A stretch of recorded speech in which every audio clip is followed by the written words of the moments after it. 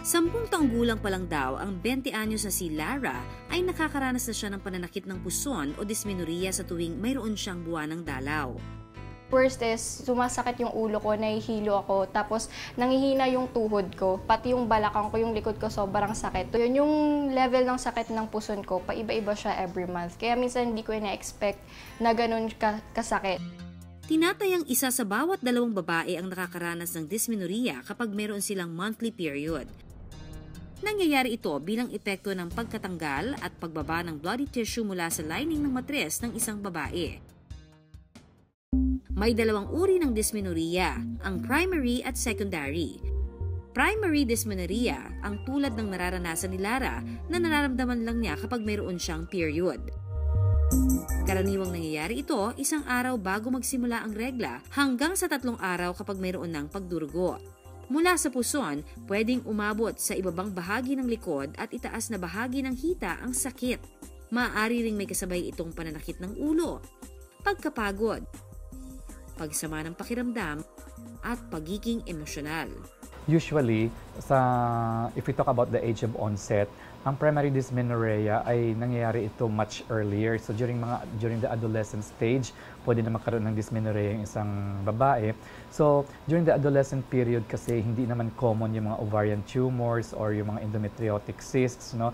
And usually, pag nag-complain ng isang adolescent girl ng dysmenorrhea, winwork up natin sila, wala tayong makikitang pathology. Secondary dysmenorrhea naman ang tawag sa nararanasan ng isang babae kapag ang pananakit ng puson ay lumalala habang tumatagal. Nararamdaman ito ilang araw bago ang period at nagtatagal hanggang matapos ang pagdurugo. Pwede ring sintoma nito ang pagdurugo sa pagitan ng pagkakaroon ng regla, vaginal discharge at pagdanas ng sakit sa tuwing makikipagtalik. Ang secondary dysmenorrhea ay itinuturing na senyales ng mas malalang gynecologic problem.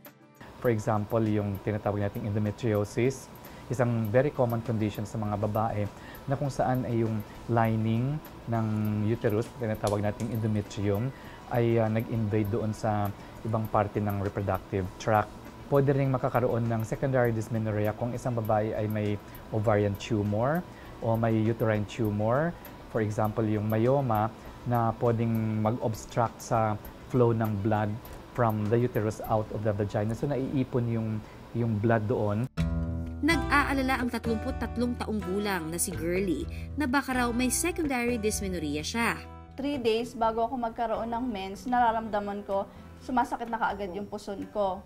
Tapos hanggang sa magkaroon ako ng mens, ganun pa rin, mas tumitindi na yung sakit. Kapag sumasakit na talaga yung puson ko, hindi na talaga ako makapasok sa trabaho, uma-absent na ako. Tapos nakahiga lang ako maghapon. Sa sobrang nararamdaman niyang sakit, noong 2011 daw, nagpadala siya sa ospital.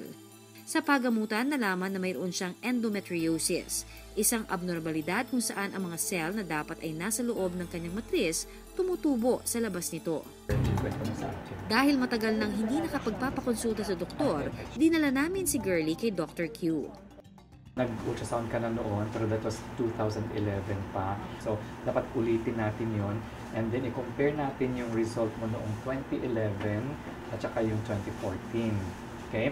Tapos, kung nandoon pa rin yung cyst na yon, bibigyan natin ng gamot muna na iinumin mo.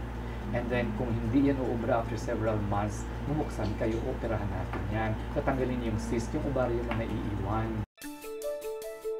Para sa mga nakakaranas ng dysmenorrhea, narito ang ilang tips na maaaring gawin sa bahay upang mabawasan ang pananakit ng puson. Maglagay ng mainit-init na tubig sa isang bote at saka gamitin ito para masahihin ang puson.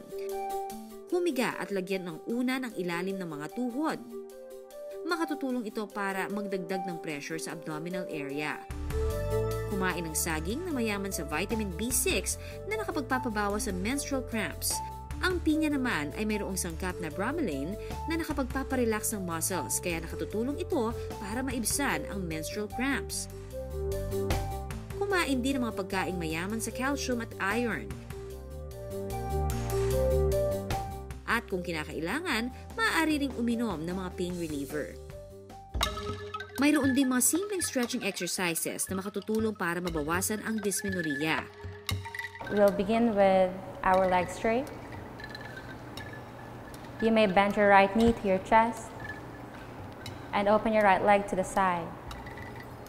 On an inhale, lengthen your spine up to the back of your neck. As you exhale, grab a hold of your left foot. Now inhale, gaze forward, lengthen your spine. If it's too difficult, there's a modified pose. If your hamstrings are short, you may slightly bend, then grab a hold of your front leg. For your Ustrasana, you may tuck your toes, bring your hands behind your hips. Here, keep pushing your hips forward. Now relax your neck as you begin to lean back. Engage your core and grab a hold of your ankles.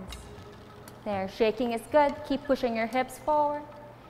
Maaari itong gawin sa pagitan ng bawat regla 3 beses isang linggo. Bahagi ng buhay ng isang babae ang pagkakaroon ng mens. Pero ang dysmenorrhea o menstrual cramps na kasabay nito ay maaari nating maiwasan. Lagi lang tandaan na kung sobra na ang sakit, mas makabubuting ipatingin na ito sa ating mga pinagkakatiwalaang doktor.